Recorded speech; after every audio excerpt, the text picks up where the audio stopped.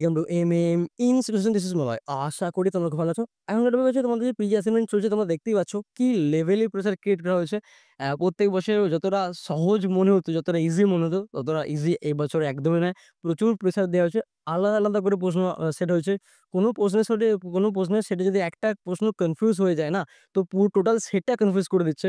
But কোনোভাবেই যদি একটা সেটে কারণ সবথেকে নেগেটিভ পয়েন্ট যেটা করেছে প্রত্যেকটা সেট স্পেসিফিক হয়েছে।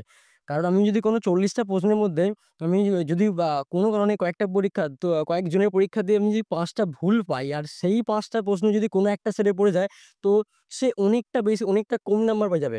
অ্যাট দ্য সেম টাইম যে প্রত্যেকটা যে কটা সঠিক প্রশ্ন আছে সেই সঠিক প্রশ্নগুলি যদি কোনো একটা সেটে তুমি পেয়ে যাও, তো তুমি ফুল মার্কসে যাবে। তো এই কারণে কেউ ৭০, ৭৫ টা পাচ্ছে আবার কেউ ১৯৫ পাচ্ছে।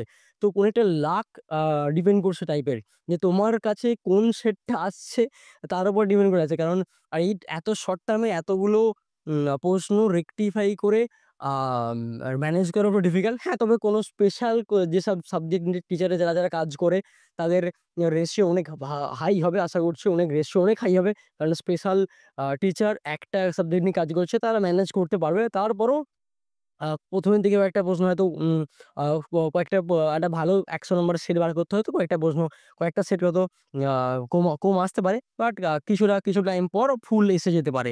তো যারা একমাত্র আ স্পেশাল টিচার তারাই সবথেকে ভালো রেজাল্ট করবে। আর যারা অনেকটা জুড়ে রয়েছে বড় সেন্টাররা তারা অনেকটা ম্যানেজ করবে। আমাদের মতো ছোট সেন্টারগুলো ম্যানেজ করতে হিমশিম খেয়ে গেছে। সিরিয়াসলি বলছি।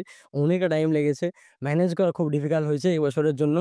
তো তারপরেও চেষ্টা করছি যতটা পারবো আমি হেল্প করে দেওয়ার।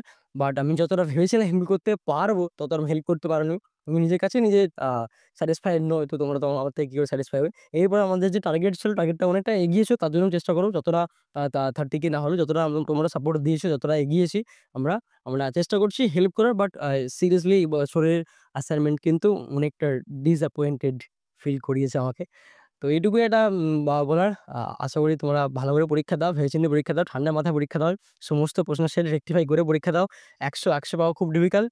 আবার কোনো কারণে ১০০ পাওয়া খুব সহজ। তো অনেকটা এইরকম কাজ করছে। এটুকুই বলার। Wish you all the best. Thank you so much. Bye. ভালো থাকো, সুস্থ থাকো। Take care.